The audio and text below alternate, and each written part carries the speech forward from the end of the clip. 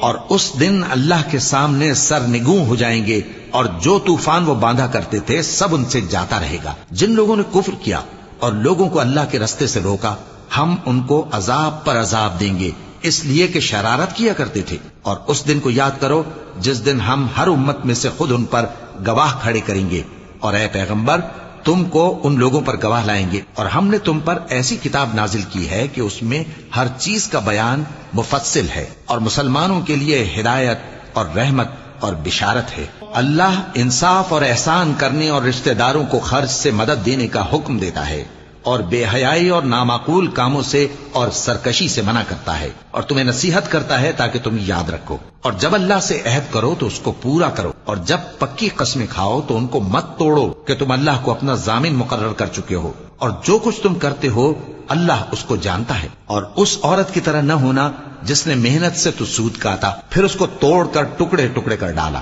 کہ تم اپنی قسموں کو آپس میں اس بات کا ذریعہ بنانے لگو کہ ایک گروہ دوسرے گروہ سے زیادہ غالب رہے۔ بات یہ ہے کہ اللہ تمہیں اس سے آزماتا ہے، اور جن باتوں میں تم اختلاف کرتے ہو قیامت کے دن اس کی حقیقت تم پر ظاہر کر دے گا۔